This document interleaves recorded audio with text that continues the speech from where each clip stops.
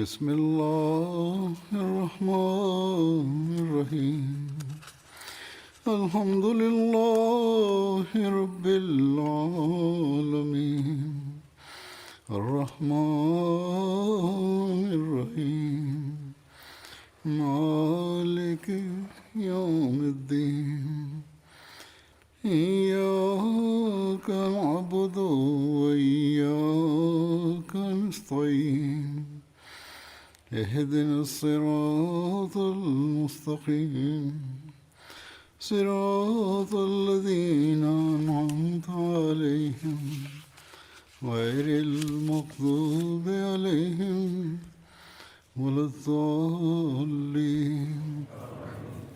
د هغوی په حواله د ځینو خبرو ذکر پاتې شوی و چې زه به چې کوم ما بیانولو نو په دغه حواله حضور فرمایي چې نن به زه بیانوم او د نه پس د بدر د صحابه باره کې چې کومه دا سلسله وه یا چې کومه څه چې ما بیانول غوښته هغه به ختم شي.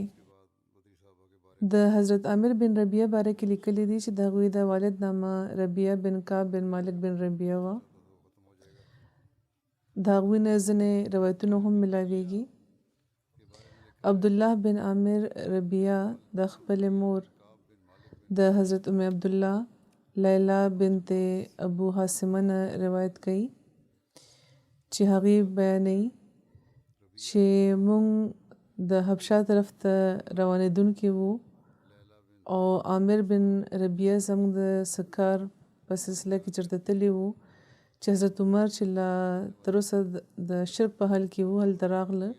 او زما مخې ته ودرېده او موږ ته د هغې نه سخت تکلیفونه او سختۍ موږ ته رسېدلې وې. نو حضرت عمر ما نه تپوس وکړو چې ای ام عبدالله روان یې چېرته؟ نو ما ورته او قسم په خدای موږ د خدای ځمکه کې وروځو ان تر دې چې خدای به موږ لپاره کشادګي پیدا کړي او تاسو خلکو موږ له ډېر تکلیف را کړی دی او ډېرې سختیان په موږ کړی دی. نو په دې حضرت عمر هغې ته ووایي چې خدای دې ستاسو نګهبان شي. هغې وایي چې ما هغه ورځ د حضرت عمر په اواز کې هغه رکت لیدلی و چې مخکې مې چېرته نه و لیدلی او هغې نه پس حضرت عمر هلته نه لاړه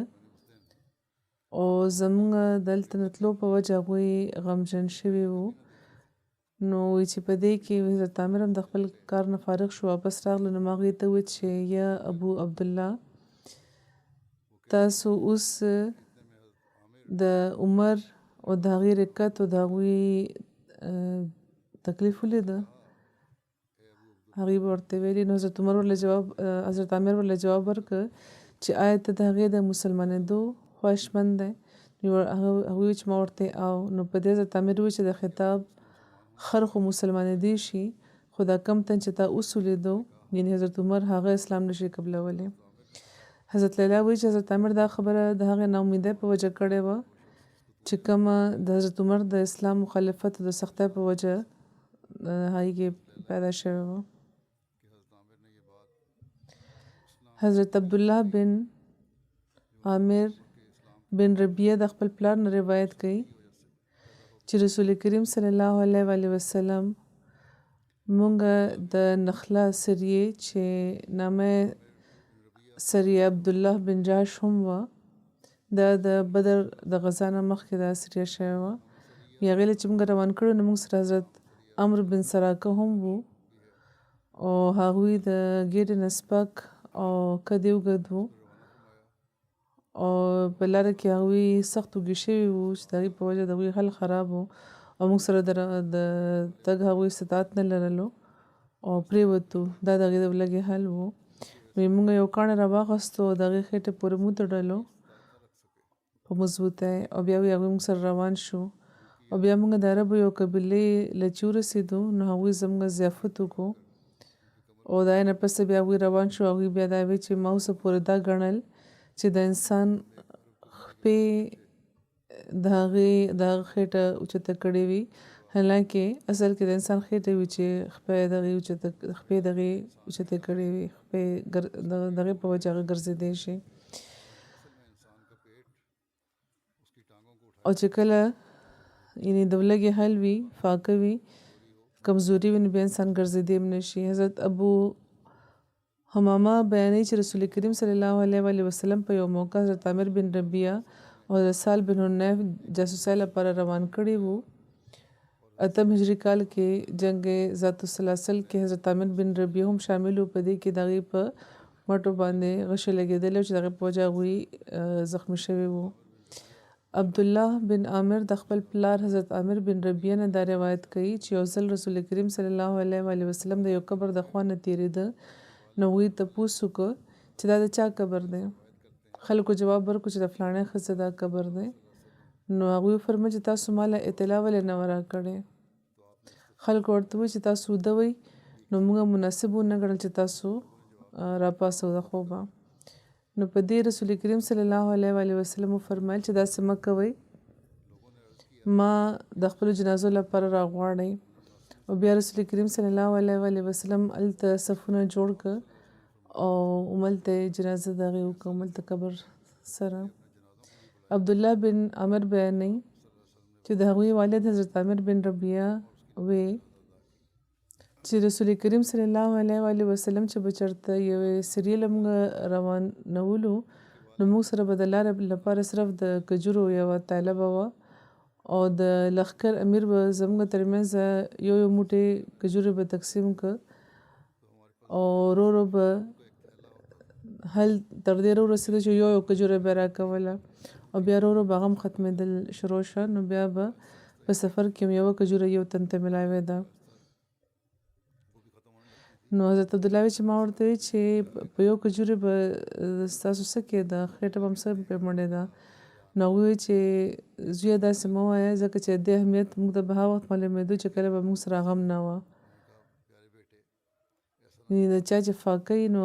هغه نه دا تپوس وکړي چې څه اهمیت دی د یو کجورې هم. بیا حضرت عمر د خپل د خلافت په دور کې د خیبر د علاقې نه چې یهودیانو باسلي وو نو د وادي قرا ځمکې چې هغوی په کومو خلکو کې تقسیم کړې وې نو هغې کې حضرت عامر بن ربیعه هم شامل وو. حضرت عمر چې کله جابیه ته تشریف وړی وو دا د دمشق په مضافاتو کې یو ځای دی نو حضرت عامر هم هغوی سره وو او د یو روایت مطابق په دې کې د حضرت عمر جنډه حضرت عامر په لاس کې وه. همدغه شان حضرت عثمان چې کله حج ته تللی وو نو هغوی حضرت عامر په مدینه کې خپل قایم مقام مقرر فرمایلی وو، امیر مقام یې مقرر کړی وو. د حضرت عامر بن ربیعه د وفات باره کې اختلاف دی. د ځینو په خیال د هغوی وفات د حضرت عثمان په دوره خلافت کې شوی او د ځینو دا خیال دی چې په 22 هجري کال کې د هغوی وفات شوي وو او د ځینو په خیال 23 هجري کال کې هغوی وفات شوي، د ځینو په خیال 14 هجري کال د هغوی د وفات کال دی او د ځینو په خیال 30 هجري کال کې هغوی وفات شوي وو. علامه ابن عساکر په خیال 32 هجري کال والا چې کوم روایت دی زیات سم معلومیږي او د هغوی د وفات باره کې یو روایت دا هم دی چې د حضرت عثمان د شهادت نه پس به هغوی په کور کې اوسېده او په کور کې اوسېدل تر دې چې خلکو د هغې خلک هغې نه هېڅ نه خبر شوي تر څو چې د هغوی جنازه د کور نه رانوته. عبدالله بن عامر د خپل پلار حضرت عامر بن ربیعه نه روایت کوي چې رسول کریم په زمانه کې یو تن د بنو فزاره یوې ښځې سره په 2 څپلو حق مهر باندې نکاح کړی و او رسول کریم دا نکاح جایز ګرځولی وي، دا معمولي حق مهر و هغه یې مقرر کړی و نو هغه هم جایز و.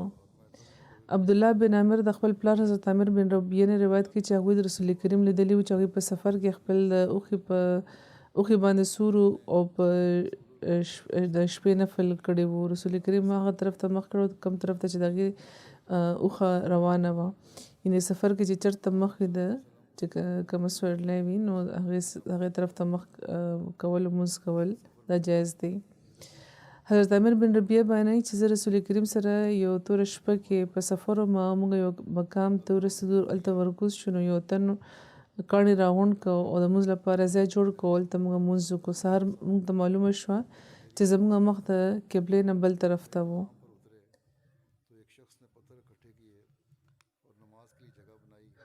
نو مونږ رسول کریم صلی الله علیه و آله وسلم ته عرض وکړو چې یا رسول الله مونږ د شپې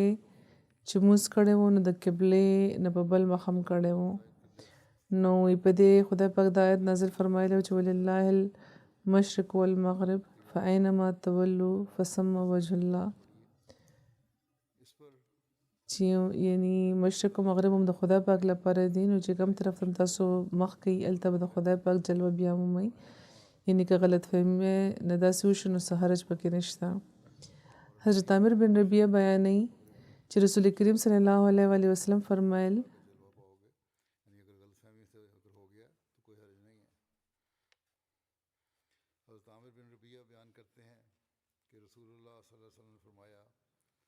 حضور فرمایي چې دا هم کیدی شي چې رسول کریم دا آیت هغه وخت اورولي وي هغې ته د پوهولو لپاره ضروري نه چې هغه وخت نازل شوی وي بهرحال دا روایت دی د هلیة الاولیا حضرت عامر بن ربیعه بیانوي چې رسول کریم ماته فرمایلي و چې څوک په ما یو ځل درود وایي نو خدای پاک هغه باندې به 10 ځله سلامتي کوي نو ستاسو مرضي ده چې په ما باندې کم درود وایي که زیات او یو بل روایت کې دا دی چې حضرت عامر بن ربیعه بیانوي چې رسول کریم صلی الله علیه و آله وسلم فرمایل چې کم تن په ما د سلامتۍ دعا کوي نو چې تر څو چې هغه په دغه حل کې وي فرشتې د هغه لپاره د سلامتۍ دعا کوي نو د بنده په اختیار کې نه که هغه غواړي نو زیات سل دی د سلامتۍ دعا کوي او که غواړي نو کم بیا بل ذکر دی د حضرت حرام بن ملحان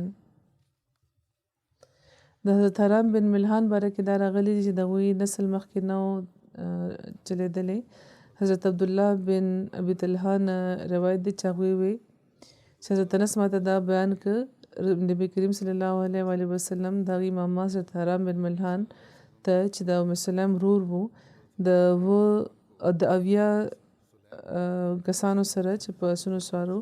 د بنو عامر طرف ته ریږلي وو عامر بن طفیل د مشرکانو سردار و چې چا چې رسول کریم ته په درې خبرو کې د یو اختیار ورکړی و دی ورته ویلو چې د ښار خلک به تاسو سره وي او د کلي خلک به ما سره یا دا چې زه به ستاسو د وفات نه پس ستاسو جانشین یم ګینې زه به 2000 د غطفان خلک ځان سره راولم په تاسو باندې به حمله کوم نو امیر د یوې ښځې کره په طاعون کې مبتلا شو دا وی چې دا دغه شان د ګلټو بیماري ده چې د علی سلول یو ښځې په کور کې یو اوښته شوې وه نو هغه وی چې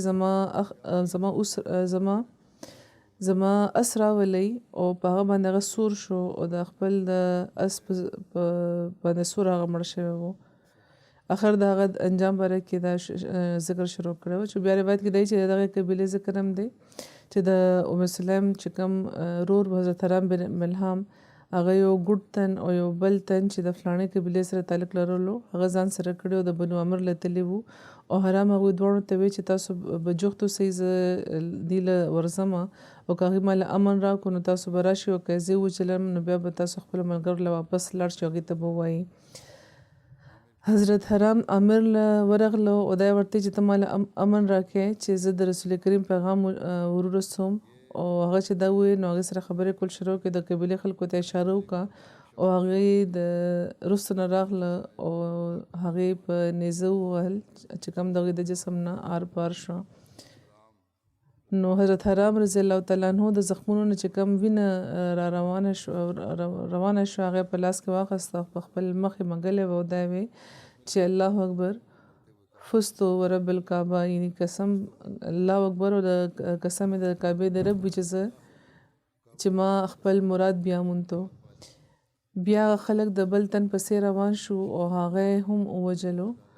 او بیا باقي چې کم کاریانو په هغې باندې ورغله حمله وکړه او هغوی ټول ووجلی شو سوای د هغه ګډ تن نه چې د غر باندې ختلی و نو یو خدای پاک په موږ باندې هغه خبره نازله کړه بیا د هغه ذکر اذکار موقوف شو نو هغه زموږ له طرفه زموږ کام ته دا ووایه چې موږ خپل رب سره ملاو شو هغه موږ نه خوشحاله شو موږ د هغه نه خوشاله شو او بیا نبی کریم صلی الله علیه وسلم تر دې شو ورځو پورې هر سحر دغه خلاف دعا کوله هندرال زکوان بنو لحیان او د زوه خلاف چا چې د خدا او دغه د رسول خلاف بغاوت کړی وو دا د بخاری روایت دی او یو بل چې کوم د حضرت انس روایت د بخاری هغه دا چې هغه د نیزه په ځای په چړې وهلی شوی وو او یو بل روایت مطابق رسول کریم صلی الله علیه وسلم تر یو میاشت پورې سحر موس کې د هغوی یعنی د بنو سلیم چې کومه قبیله وه دوره له زکوان د هغې خلاف دعا کوله حضرت انس چې دا د قنوت ابتدا و دې نه مخکې به موږ قنوت نه کولو حضرت مسلم موعود رضی الله تعالی عنہ د حفاظ د شهادت د واقع باره کې هغې فرمایي د صحابه د قربانۍ چې کومه جذبه و د هغې په حواله چې تاریخ چې لولو نو معلومیږي چې صحابه به جنګونو ته داسې تلل چې داسې به معلومېده چې جنګ شهید کېدل شهیدېدل د هغوی لپاره عین د راحت او د خوشحالۍ موجب دی او که په جنګ کې به دوی ته تکلیف رسېدو نو هغوی به دا تکلیف نه ګڼلو بلکې آرام به یې دا ګڼلو نو د صحابه په کثرت داسې قسمه واقعیت په تاریخونو کې ملاویږي چې هغوی د خدا په لاره کې خپل ژوند قربانه خپل د خدای پاک په لاره کې د هغوی ژوند قربانول ځان لپاره عین راحت محسوس کړو مثلا هغه حافظان چې رسول کریم د عرب وسط یو قبیلې طرف ته د تبلیغ لپاره لېږلي وو او کې حرام بن ملهم د اسلام پیغام وړی وو د قبیله عامر رئیس عامر بن طفیل نه او باقي صحابه رستو پاتې وو نو په سر کې خود عامر بن طفیل د هغې ملګرو په منافقانه طور د هغې ډېر هغې ته هرکلی ویلی وو چې کله هغوی مطمئن شو کېناست او تبلیغ کول شروع کړو نو هغې کې ځینې شرپسند وو یو خبیث ته اشاره وکړو هغه چې څنګه هغه ته اشاره وشو نو حرام بن ملحان پسې هغه ورغو د شانې پې وارو کو هغوی پرېوته د نیزې وارې پې کړی و او د هغوی د خولې نه بې اختیاره دا ووته چې الله اکبر فزت ورب الکعبه یعنې د کعبې د رب قسم وي چې ما نجات بیا موندو او دغه شرپسند د باقي صحابه محاصره وکړه او هغوی باندې حمله وکړه او په دغه موقع د حضرت ابوبکر آزاد کړی غلام عامر بن فهیره چې د هجرت په سفر کې رسول کریم سره وو د هغې باره کې دا راځي چې په خپله د هغه قاتل چې بلکې په خپله د هغې قاتل چې بیا وروسته مسلمان شوي وو د خپل د مسلمانېدو وجه دا بیانوله چې کله ما عامر بن فهیره شهید کړی و د هغه د خولې نه هم بې اختیاره دا راوتي و چې فزتو ولله یعنې قسم په خدای زما خو خپل مراد بیا موندو نو دا واقعیت دا ښیي چې د صحابو لپاره مرګ د خفګان په ځای د خوشحالۍ سبب وو بیا حضرت مسلم موعود فرمایي چې د نجد یو څو کسان رسول کریم له راغلي وو حضور فرمایي دا به زه پرېږدم او د حضرت مرزا بشیر احمد حواله به وړاندې کړم هغوی د دغه واقع تفصیل بیانوي د لږ زیات تفصیلي د هغې دا لیکي چې یو تن ابوبرا عامري چې د عربو د وسط د قبیله د بنو عامر د هغې رئیس و هغه د رسول کریم په خدمت کې حاضر شو د ملاقات لپاره او ډېرې په نرمۍ او په شفقت رسول کریم هغه ته د اسلام تبلیغ وفرمایلو او هغه په ظاهره په شوق او په توجه د هغې تقریر واورېدو خو مسلمان شوی نه و خو هغه رسول کریم ته دا عرض وکړو چې تاسو موږ سره خپل یو څو صحابه د نجد طرف ته روان کړئ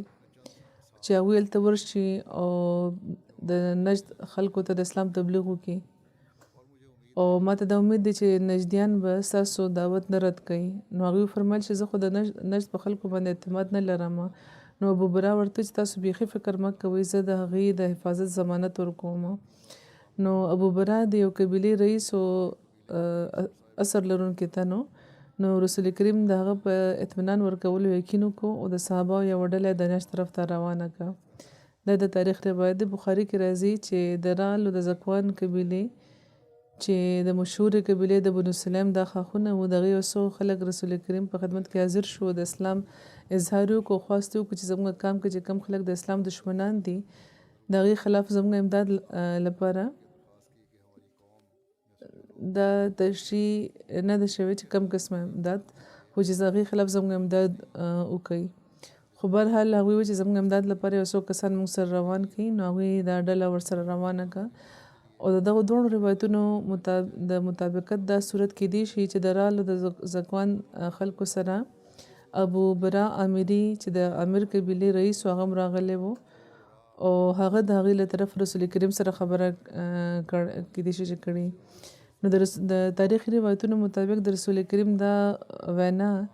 چې زه د نجد خلکو له طرفه اطمینان نه لرم، او بیا د هغه دا جواب ورکول چې تاسو فکر مه کوئ، زه ضمانت ورکوم چې ستاسو صحابه ته به تکلیف نه رسي. دا دغه خبرې طرف ته اشاره کوي چې ابو برا سره د رالو د زکوان خلک هم راغلي وو او د هغې په وجه رسول کریم ته فکر وو، والله علم. په بهرحال رسول کریم صلی الله علیه وسلم د 4 هجري کال سفر په میاشت کې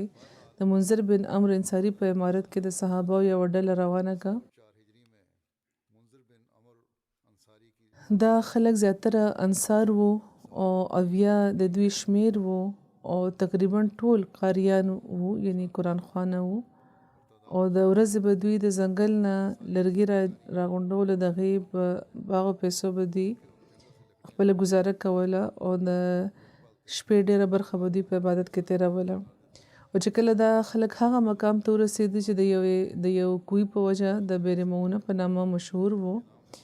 نو په دې کې یو تن حرام بن ملحان چې د انس بن مالک ماما وو، هغوی د رسول کریم لخوا د اسلام دعوت د امیر قبیلې رئیس او ابو برا عامري عامر بن طفیل لورغلو او باقی صحابه رستو پاتې شو. او چې کله حرام بن ملحان د رسول کریم د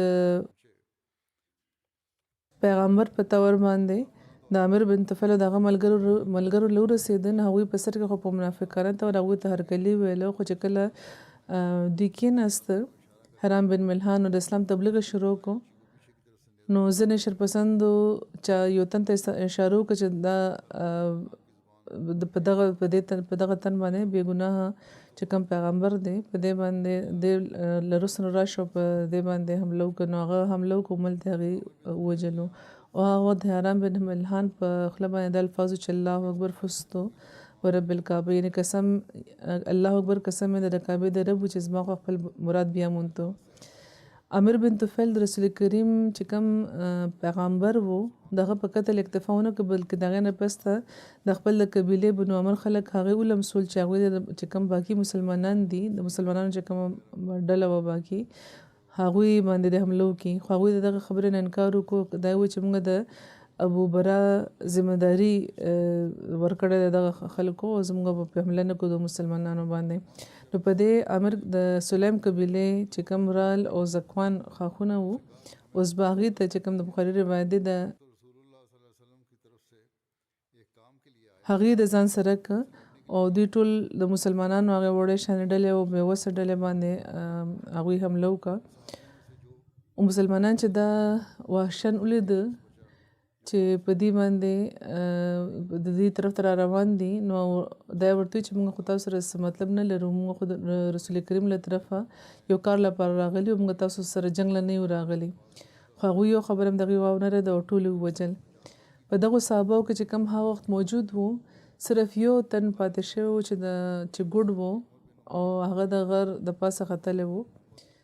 د هغه صحابي نامه کعب بن زید و. د ځینې روایتونو ملاویږي، ځینې روایتونو دا معلومیږي چې کافرانو په هغه هم حمله کړې وه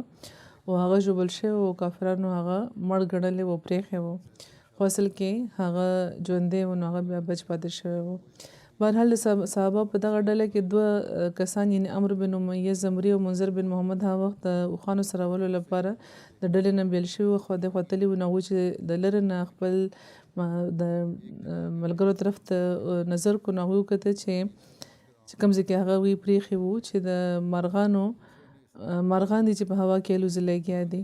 نو هغوی په دغو اشارو د سارا په دغو اشارو ښه پوهېدل، هغوی فوراً پوه شو چې څه جنګ شوی دی.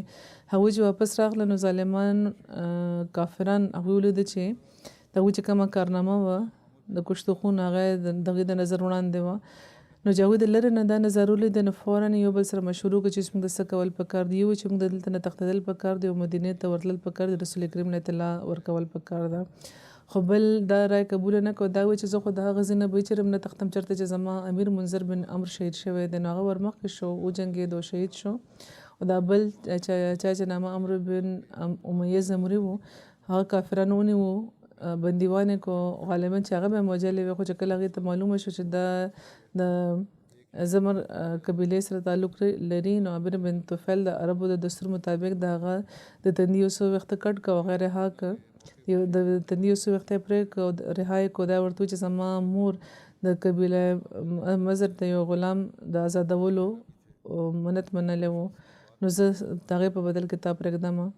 نو په دغو اویاو صحابه کې صرف دوه کسان بچ شوي یو د عمرو بن امیه زمري او یو بل چې کعب بن زید چې کافرانو مړ ګڼلی و پرېښی و د بیرمونه په موقع چې کوم صحابه شهید شوي نو هغې کې د حضرت ابوبکر آزاد کړی غلام د اسلام پخوانی فدایي عامر بن فهیره هم شامل و هغوی یو جبار بن سلمه یو تن هغه لږې شوي هغوی وجلي وو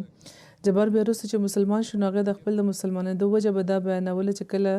ما عامر بن فهیره شهید کړی د هغوی د خولې نه بې اختیاره دا وتي و چې فزتو والله یعنې قسم په خدای زما خو خپل مراد بیا مونتو جبار و چې ما چې دا الفاظ واورده نو ما سخت حیرانتیا شوې وه چې ما خو دا تنو وجلو هغه دا و چې ما مراد مې بیا مونتو نو دا څه خبره ده نو زه بیا وروسته چې ما خلکو نه معلومه کړه نو ما ته معلومه شوه چې کم مسلمانان چې کله د خدا په لاره کې ژوند قرباني نو دا خپله لویه کامیابي ګڼي نو د دې خبرې وي زما په طبیعت دومره اثر وشو چې اخر د دې د اثر په وجه زه مسلمان شم رسول کریم چې کله د رسول کریم د هغوی صحابه چې کله د رجې د واقعې نه او د بیرمونه د واقعې نه خبر شو په یو وخت کې نو هغوی ته سخته صدمه شوې وه په ځینو روایتونو کې دا بیان شوي چې داسې صدمه دی نه مخکې هغوی ته چېرم نه وشوه نه بیا وروستو او واقعي د دومره صحابه او داسې په دوکه ناڅاپه وچلی کېدل او صحابه ما هغه چې اکثر پکې حافظان وو او یو غریب بې نفسه طبقې سره تعلق لرلو نو د عربو وحشیانه چې کوم رسم و رواج و د هغې د هغې نه باوجود هم داسې معمولي واقع نه وه او په خپله رسول کریم صلی الله علیه وسلم لپاره خدا خبر لکه داسې و چې اتیا زامن د هغوی وفات شوي وي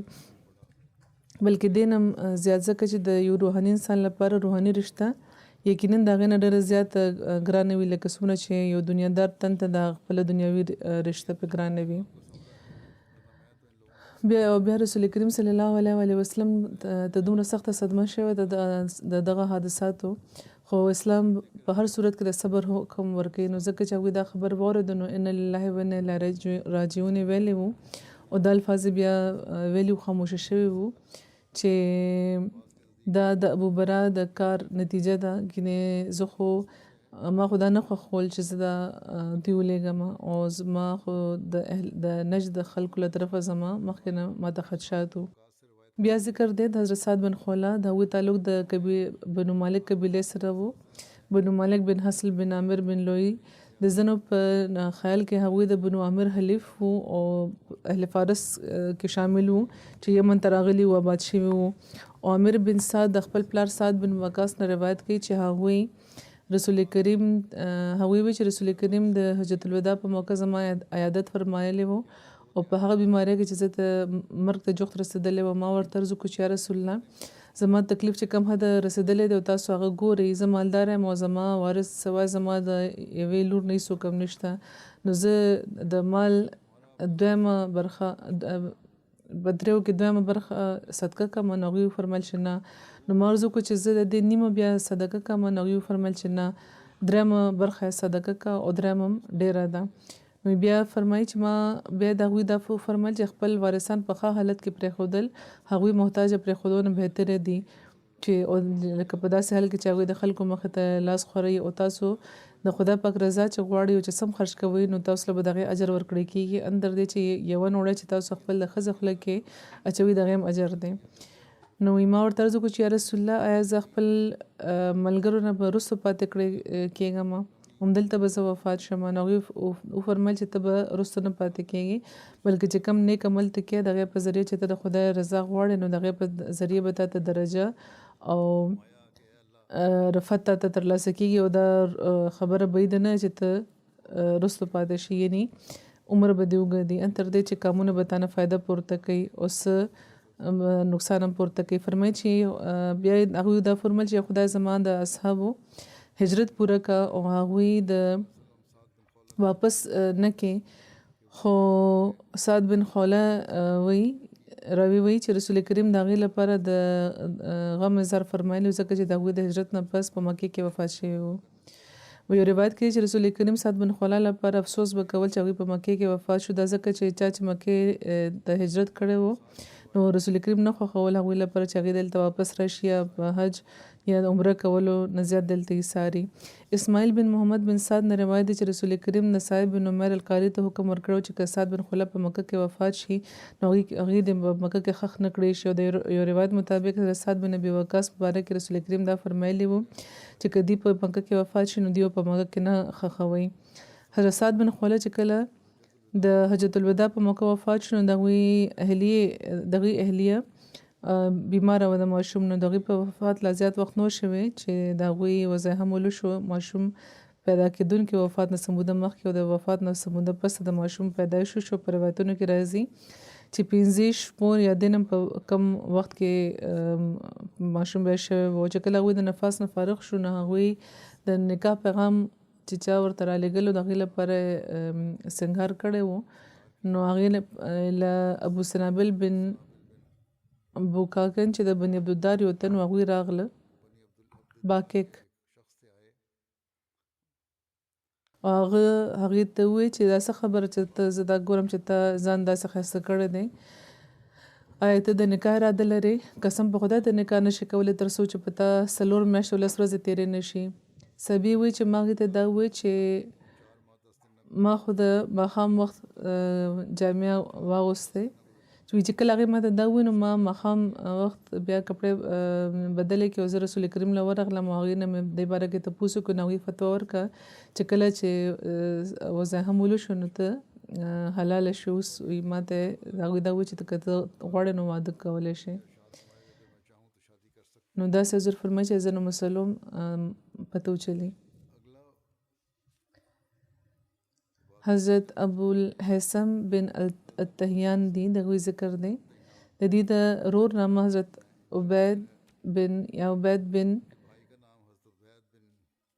عبید یا حضرت عتیق بن التیحان و چې احد په غزا کې دوی شریک شوي وو. حضرت ابو الحسن د رسول کریم ته عرض کړو چې په یو روایت کې راځي چې زه د ټولو نه مخکې بیعت کوونکی یم، مونږ څنګه ستاسو بیعت وکړو؟ نو هغې ورته فرمایلي وو چې په دغه خبره زما بیعت وکړئ چې په کومه خبره بني اسرائیل د موسی بیعت کړی وو. حضرت رسول کریم صلی الله علیه وسلم حضرت ابو الحسن حضرت حسید بن حفیر د بني عبدالاشل قبیلې نقیب مقرر کړی وو. هغوی په جنګ کې 2 تورې ګرځولې او په دغه وجه هغوی ته ذو السیفین ویل کېده. حضرت مرزا بشیر احمد صاحب دا لیکلی دی چې په جنگ صفین کې د حضرت علی له طرفه هغوی جنګېدلي وو او شهادت یې ترلاسه کړی و. بیا ذکر دی د حضرت عاصم بن ثابت. د حضرت عاصم یو زوی و محمد چې د هند بنت مالک نه پیدا شوی و. حضرت امام رازی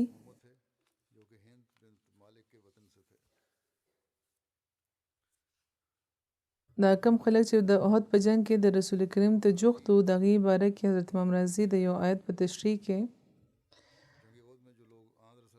او د حضرت خلیفة المسیح رابعه حضور فرمایي چې بیان کړی دی.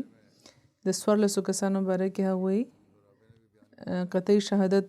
ورکړی دی چې نامه په نامه چې دا خلک موجود وو او په یو حل کې رسول کریم نو پرېښي. دا کمې نامې چې لیکلې شوي دي د مهاجرو آی کې حضرت ابوبکر، حضرت علی، شیعاګان دا وایي چې صرف حضرت علی وو، خو حضرت ابوبکر، حضرت علی، حضرت عبدالرحمن بن عوف، حضرت سعد بن ابي وقاص، حضرت طلحه بن عبید الله، حضرت ابو عبیده بن الجراح او حضرت زبیر بن عوام. په انصارو کې خباب بن منذر، حضرت ابو دجانه،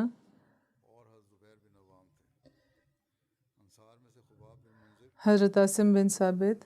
حضرت حارث بن سما، شاید حضرت سهل بن حنیف او حضرت اسید بن حفیر هم دی، حضرت سعد بن معاذ غیره هم وو. دا ذکر هم راځي چې 8 کسان هغه وو چې په مرګ قسم خوړلی وو او 3 هغې کې مهاجر وو او 15 انصار وو. او عجیبه خبره دا چې دې کې یو هم نو شهید شوی، نو دا خدای پاک په غیر معمولي طور د هغوی حفاظت کړو، د هغې نظاره وده.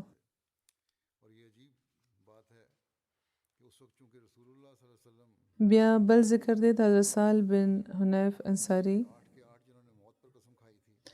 د حضرت ابن عباس نه دا روایت دی چې د بدر د جنگ په موقع نبی کریم صلی الله علیه و آله وسلم سره یو سل اوښان او اوښې او 2 اسونه وو چې په یو کې یو باندې حضرت مقداد بن اسود سور او په بل باندې حضرت مصعب بن عمیر او حضرت سهل بن حنیف وو. رسول کریم د صحابه په لاره کې په دغه اوښو باندې به وار په وار سورېده. رسول کریم، حضرت علی، حضرت مرصد بن ابي مرصد غنوي چې د حضرت حمزه بن عبدالمطلب حلیف وو، دا ټول وار په وار په یو اوښ باندې سورېده. احد په جنگ کې د رسول کریم سره چې کوم جوخت خلک پاتې شوي وو، په هغې کې د حضرت سهل بن حنیف ذکر هم ملاویږي. یسیر بن عمرو نه روایت دی چې یو ځل حضرت سهل بن حنیف په خدمت کې زه حاضر شوم. هغوی ته مې عرض وکړو چې ما ته څه داسې حدیث واوروئ چې د خارجیانو باره کې تاسو د رسول کریم نه اورېدلی وي. نو هغوی وفرمیل چې زه صرف تا ته دومره بیانوم چې کوم ما اورېدلي وو، دې نه زیات به زه څه نه وایم. ما رسول کریم نه د یو قام ذکر اورېدلی وو چې دې ځینې به راوځي، هغوی د عراق طرف ته اشاره کړې وه چې هغوی به قرآن خو وی، خو دا قرآن به د هغوی د غاړې نه لاندې نه کوزیږي او هغه خلک به د دین نه داسې وځي لکه څنګه چې غشې د ښکار نه وځي. نو ما ته تپوس وکړو چې آیا نبی کریم صلی الله علیه و وسلم د هغې څه علامت هم فرمایلی وو، ذکر فرمایلی وو؟ نو هغوی جواب ورکړو چې ما چې څه اورېدلي وو هغه هم دا و چې او دې نه زیات زه تا ته څه نشم ویلی، چې څه کومه خبره مې اورېدلې وه نو اوس ته په خپله اندازه ولګوه. عمر بن سعید د روایت دی چې حضرت علي د حضرت سهل بن حنیف جنازه کړې وه او 15 تکبیرونه پې ویلي وو. نو خلک یې و چې دا ولې؟ نو حضرت علي ورته فرمایلي چې دوی سهل بن حنیف دی چې د بدر صحابه شامل دي او د بدر صحابه ته چې کوم غیر بدریان دي په هغې باندې فضیلت ترلاسه دی او ما دا وغوښته چې تاسو د هغې د فضیلت نه خبر کړم. نو زیات تکبیرونه مې پې وویل. بیا د حضرت جبار بن صخر ذکر دی چې سریه د حضرت علی د بنو تی طرف ته چې په 9 هجري کال ربیع الاخر کې شوې وه، په 9 هجري کال کې. د هغې په حواله لیکلي چې رسول کریم حضرت علی د 19 کسانو سره د بنو تی طرف ته د بوتان غورځولو لپاره روان کړي وو. د بنو تی علاقه د مدینې نه شمال مغرب طرف ته ده. هغوی دغه سریې لپاره حضرت علی ته د یو تور رنګ جنډه ورکړې وه او د سپین رنګ یو ورکوټې جنډه هم ورله ورکړې وه. حضرت علی د سهار په وخت په اهل حاتم باندې حمله کړې وه او د هغوی بوت یې غوځار کړی وو. حضرت علی په بنو تی نه ډېر زیات مال د غنیمت او قیدیان د ځان سره مدینې ته راوړي وو او دغه سریه کې لواد حضرت جبار بن صخر سره وه. په دغه سریه کې حضرت علی خپلو ملګرو نه رای غوښتې وه. نو حضرت جبار بن صخر ورته ویلي وو چې شپې به موږ په خپلو سورلو باندې سفر کې تېرو او سهار چې څنګه شي نو موږ پرې حمله وکړو. حضرت علی دا خبره خوښه شوه او حضرت جابر بن عبدالله نه روایت دی چې زه رسول کریم سره ګز طرف ته ولاړم نو رسول کریم زه ونیوم او ښي طرف ته یې کړم او بیا حضرت جبار بن صخر راغلو نو رسول کریم موږ دواړه ځان پسې ودرولو. او یو روایت کې دی چې حضرت عمر بن ابي وقاص د عمرو بن عبدود د په لاس شهید شوي وو. او بل روایت مطابق آسن بن سعید حضرت عمر بن ابي وقاص شهید کړی وو.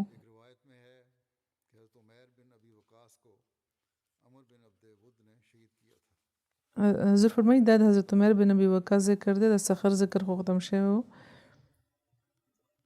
او روایت کې چې کومه خبره پاتې هغه دا وه چې عمرو بن عبدود په لاس دی شهید شوی و او بل روایت دا دی چې احسن بن سعید و هغه تن د چا په لاس چې حضرت عمر بن ابي وقاص شهید شوی و یو روایت دا دی چې په سفر 9 هجری کال کې رسول کریم صلی الله علیه وسلم حضرت قطبه د شلو کسانو سره د قبیله خصم یو خاص طرف ته روان کړي وو چې د تباله په نوح کې اوسېده او هغوی له حکم ورکړو چې په دې باندې یو ناڅاپه حمله به کوي او دا اصحاب په لسو خانو باندې سواره روان شوي وو دا به دوی وار په وار استعمالول او هغوی یو تنونې وو د هغه نه تپوسونه کول نو هغه به د هغې مخې ته به ګونګا جوړ شو بیا چې په دغې په مخې ته خو هغه ځان یې ګونګې کړی و خو بیا چې موقع بیا مونږ ته نو په چغو چغو خپل د قبیلې خلک هغې خبرداره کړو په دې هغوی هغه ووجلو او بیا حضرت قطبه او د هغې ملګرو انتظار وکړو چې کله خلک اوده شو هغه د قبیلې خلک نو هغوی پې بیا سخت حمله وکړه سخت جنگ شوی و دواړو فریقانو کې ډېر ګڼ شمېر خلک زخمیان شوي وو او حضرت قطبه ډېر خلک وجلي وو او بیا د هغې څاروي او د هغې ښځې مدینې ته راوستی وې او خمس واصلو نه پسه د هر چا برخې ته څلور روخان راغلي وو او هغه وخت به یو اوښ د لسو چلو برابر به و امام بغوي وایي چې حضرت عقبه بن عامر نه یو حدیث هم نه دی مروي حضور فرمایي دلته د صحابو چې کوم ذکر ما کول وخت ختم شو د سره یو خو زه دا ویل غواړم چې د پاکستان احمدیان لپاره دعا کوي خدا پاک هغې باندې چې کوم سخت حالات دي نو اسانه د ور لپاره پیدا کړي او انصاف کوونکي او چې کوم قانون نافذ کوونکي او چې کوم خدای او دغه پر د رسول په نامه باندې ظلم کوونکي د خدا پاک د هغې له عقل ورکړي یا د هغوی د نیوه سامان د پیدا کړي بل د برکینا فاسو خلکو لپاره هم دعا کوي هلته هم سختۍ دي چې کوم ترهګران دي شدت پسند هم هغه دغې عملونه دي خدای او د رسول په نامه باندې ظلم کوي لګیا دي بیا د الجزایر خلکو لپاره هلته ځینې حکومتي کسان دي یا عدالتونه دي چې غلط قسمه ظلم هغوی روان کړی دی په احمدیانو خدای پاک د دوی ټول په خپل حفاظت کې ساتي په خاص طور په دعاګانو په صدقاتو باندې ډېر زیات زور ورکوي خدای پاک د مخالفانو هر شر نه دی بچ کی او حضور فرمایي چې د نه پسه د جمعې د لمونځ نه پسه به د ځینې جنازې به کوو غایبانه د هغې ذکر به زه وکړم وړومبی ذکر د مکرم محمد رشید صاحب شهید چې د چودھری بشارت احمد صاحب غړیاله ضلع ګجرات زوی وو د احمدیت دو دشمنانو دوی په کور کې دننه د دوی راغلي او په 19 فروری دوی باندې ډزې کړې او شهید کړي وو انا لله و انا الیه راجعون د شهادت په وخت د هغوی عمر د 70 نه زیات او 70 کال نه زیات د تفصیلاتو مطابق مکرم محمد رشید صاحب په خپل کور غړیاله ضلع ګجرات کې یوازې اوسېده چېرته چې هغوی د علاقې د خلکو د سہولت لپاره یو مفت هومیوپیتھیک ډسپنسري جوړه کړې وه چې ترې به د کلي او د خواوشا خلکو استفاده کوله د کلي 2 هلکان د دارو اخیستو په بهانه د هغوی کور ته رادننه شو او فایرنګ یې پرې کړی و دا ویل کېږي چې دا چا چې ګوله چلولې وه نو هغه حافظ قرآن هم و د هغوی یوه ګوله د شهید مرحوم په تندي لګېدلې وه او د نه هغوی په موقع وفات شوي وو د وقوع نه پس ته حمله وتښتېده او د شهید مرحوم یو ملازم و چې هغه یو څو منټه پس ته چلته ورسېده نو هغه خبر شو دغه واقعې نه د دغه واقعې مقدمه په متعلقه پولیس سټیشن کې درج کړی شوې ده او بیا وروسته دا وایي چې د چې کومو 2 کسانو حمله کړې وه په هغې کې د یو لاش جغت پټي و هغې نه میلاو شوی و د چې کوم حافظ قرآن و د دې مرګ باره کې پولیس بیل تحقیقي لګیا دی او بل حملاور پولیس په حراست کې اخیستی دی دلته کم از کم دا شوي چې پولیس گرفتار کړی دی دا تن د شهید مرحوم په خاندان کې د احمدیت نفوذ حضرت منشي سلطان عالم صاحب رضی الله تعالی عنه چې د حضرت مسیح موعود علیه السلام صحابي و د هغوی په ذریعه شوی و دوی د غړیاله ضلع ګجرات اوسېدونکي وو او په مقامي سکول کې د مدرس په طور باندې دوی تعینات وو دوی په کال 1906 کې قادیان ته تللي وو. د حضرت مسیح موعود په لاس باندې بیعت سعادت ترلاسه کړی وو. شهید مرحوم د میټرک نه پس آرمي ته تللي وو او یو څو کاله پس دوی آرمي پرېښود. اوس موده پس په کال 1984 کې دوی د کوروالاو سمیت ناروې ته کډه یوړه. د ناروې د شریعت نه باوجود په کال 2008 کې دوی د ناروې نه واپس راغله خپل کلي ته او هلته به بیا ناروې ته به دوی تله راتله. ابایي کلي کې د زمیندارۍ سره د علاقې خلکو د خدمت لپاره دوی فری هومیوپیتھک ډسپنسري شروع کړې وه او تر اخره پورې دا سلسله جاري وه. شهید مرحوم د خدای پاک په فضل موسیم وو او د شهادت په وخت د سیکرټري اسلام رشاد په طور باندې د خدمت توفیق ترلاسه کولو ډیر زیات ملنسار او مینه ناک وو. هر چا سره د اپنایت او د دوستۍ تعلق او د خدمت خلق جذبه د دین نمایانه وه. د مذهب د ستمیز نه بغیر به دوی د اجرتمندو مالی اخلاقي معاونت به کول او خلافت سره عشق لرل او مېلمستیا د هغوی نمایانه بس وو. په خاص طور چې کوم مرکزي مېلمانه به د هغوی په خدمت کې به دوی ډېر مخکې وو. د مونځونو پابند وو او وخت تر وخته به دوی د فری میډیکل کیمپ تنظیم هم کولو. د دوی مربي د دوی یو وراره دی چې په ایوری کوسټ کې مربي دی رافع احمد. هغوی وایي چې شهید مرحوم ډېر خوښ شخصیت وو او د خدمت خلق د جذبې نه ډک وو او ښه د الله و ډېر غریب پرور او خدای پاک د دې په لاس کې شفا یې ښه وه. د جمعې خطبې به دوی باقاعدګۍ سره اورېدو ډېر محتاط هم وو. څه موده مخکې د دې اهلیه پر نختر صاحبه په ناروې کې یو خوب لیدلی و چې شهید مرحوم باندې حمله شوې ده او څوک د هغوی د وژلو کوشش کوي. نو بهرحال هغوی د احتیاط لپاره ویلي وو. د شهید مرحوم په پسماندګانو کې د اهلیه پروین اختر صاحبې نه علاوه چې په ناروې کې ده 2 زامن او 15 لوڼه شامل دي او د دوی یو لور په پاکستان کې ده او باقي په مختلفو ملکونو کې دي. مبلغ انچارج د ناروې محمود کهلو صاحب لیکي شاهد محمود کهلو صاحب چې ډېر شریف النفس او ساده انسانو په ناروې کې هومیوپیتھک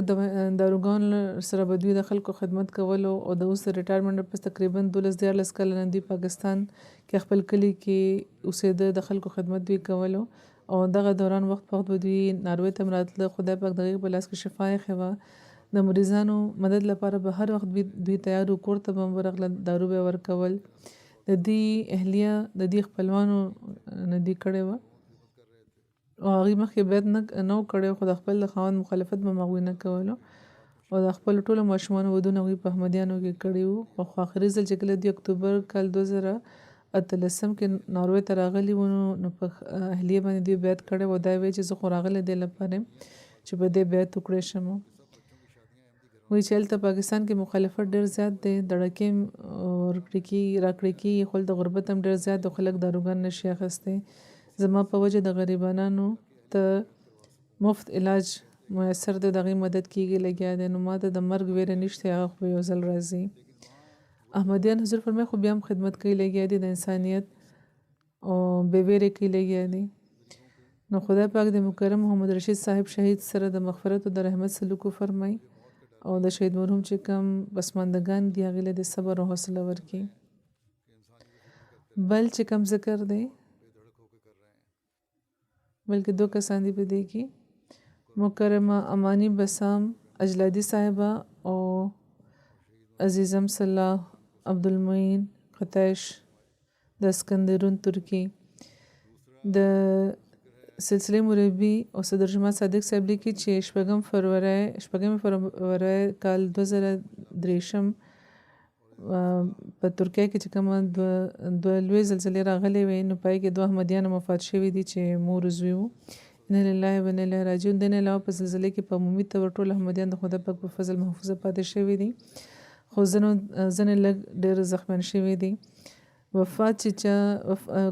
شوي دي چې کوم نوعی کې یو د 3 کالو د سوریا یو احمدي ښځه مکرمه امانی بسام اجلادي صاحبه ده چې اسکندرون جماعت سره تعلق لرلو. دا د عبدالمعین قتیش صاحب اهلیه وه او د اسکندرون جماعت صدر مکرم صلاح قتیش ابو خالد صاحب داینګور وه. امانی صاحبه تقریبا 2 میاشت مخکې د خپل خاوند سره بیعت کړی و. د هغوی سخر مکرم صلاح قتیش صاحب وایي چې د زلزلې نه یو ورځ مخکې هغوی د امانی نه تپوس کړو چې آیا تا خپل کور والا خبر کړی چې تا بیعت کړی دی. نو امانی صاحب وایي چې او ما ورته ویلی دي خپل مور پلار مې خبر کړی دی. نو سلا صاحب وی چې اماني صاحب په دې خبره ډېره خوشحاله وه چې د هغې مور پلار د هغې د احمدیت قبلولو په فیصله سخت رد عمل نه دی ښودلی، مخالفت یې نه دی کړی. دوی سره د هغې د 3 کالو زوی ګران صلاح الدین هم وفات شوی دی. انا لله و انا الیه راجعون. دا دواړه د ملبې لاندې راغلي وو او 2 ورځو پسې دوی راوباسلي شوي وو، تر هغې بیا دوی وفات شوي وو. اماني صاحبې ځان پسې خاوند مکرم عبدالمعین کوتاش صاحب او د دې علاوه یو 6 کالو لور ابیرم یادګار پرېښی دی. شمس الدین بالاباری صاحب چې د سلسلې مربي دی په کبابیر کې، هغوی وایي چې اماني صاحب او د هغوی خاوند عبدالقتیش صاحب د سوریا نه هجرت کړی او ترکیه ته راغلی وو. اماني صاحب ډېره مخلصه، خدمتګزاره او قناعت پسنده ښځه وه. د بیعت د اهمیت نه خبرېدو نه پس بیعت کولو کې هغوی هېڅ وخت نه اخیستی، بلکې خپل خاوند ته خپل وروڼو له به هغوی حوصله ورکوله. و چې زما اهلیه وایي چې هغې په خاص طور دا خبره لیدلې وه چې مرحومه به خپل د سخرګنۍ ټول خلکو سره به ډېر د مینې او د محبت سلوک کولو او د بیعت په ورځ هغه ډېره خوشحاله وه او ډېر په اخلاص هغې موږ ته په مخه ښه ویلي وو او خدای پاک د دې سره د مغفرت او د رحم سلوک وفرمایي. دریم چې کوم ذکر دی، کومه جنازه به چې کوو نو هغه د مقصود احمد منیب صاحب د سلسلې مربي چې په 15 فروری د هارت اټیک نه وفات شوي دي، 53 کالو عمر کې. انا لله و انا الیه راجعون. د خدای پاک په فضل دی موسی و. د دې والد مکرم چودھری جان محمد صاحب په کال 1994 کې احمدیت قبول کړی و. په کال 1991 کې جامعه احمدیه ربونه دوی د مبشر ډګري ترلاسه کړی و او د نه پس نظارت اصلاح ارشاد د مرکزیه د لاندې دوی د پاکستان مختلفو ښارونو کې دوی خدمات ترسره کول. کال 1998 نه واخله تر 2006 پورې دوی د مشرقي افریقې کې په کینیا کې دوی خدمات د ترلاسه کولو توفیق ترلاسه کړی و او بیا د خدمت ترسره کولو توفیق ترلاسه کړی و. د نه پس دوی پاکستان ته راغله او نن سبا د دوی د کوټه مربي وو. په غمزپلو کې د اهلیې نه علاوه یو زوی او 2 لوڼه شامل دي.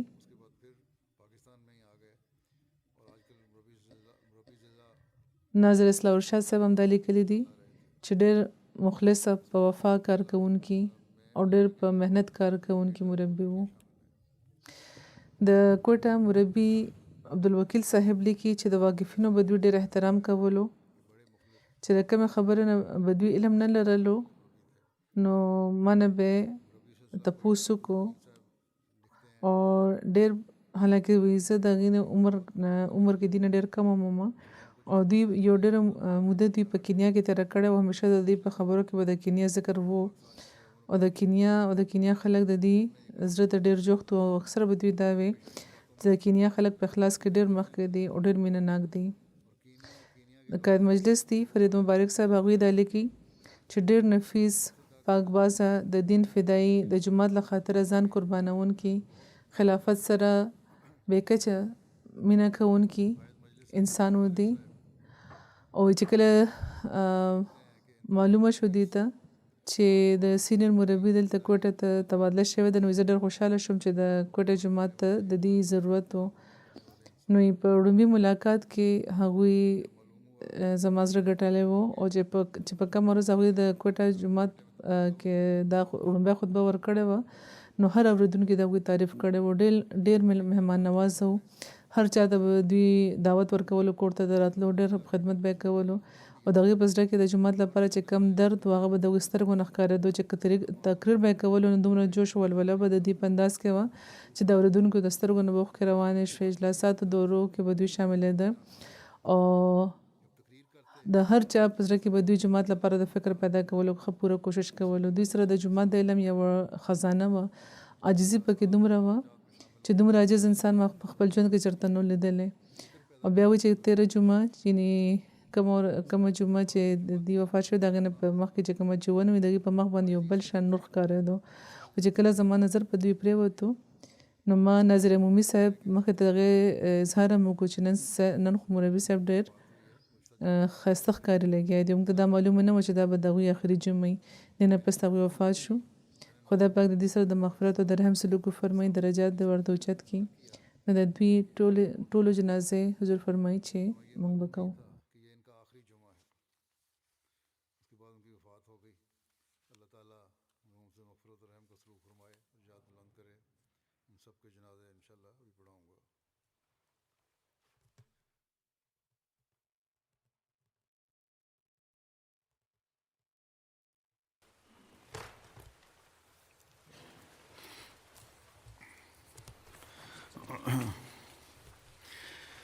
الحمد لله نحمده ونستعينه ونستغفره ونؤمن به ونتوكل عليه ونعوذ بالله من شرور أنفسنا ومن سيئات أعمالنا. من يهده الله فلا مضل له ومن يضلل فلا هادي له. ونشهد أن لا إله إلا الله ونشهد أن محمدا عبده ورسوله. عباد الله رحمكم الله، إن الله يأمر بالعدل والإحسان وإيتاء ذي القربى وينهى عن الفحشاء والمنكر والبغي يعظكم لعلكم تذكرون. اذكروا الله يذكركم وادعوه يستجب لكم ولذكر الله أكبر.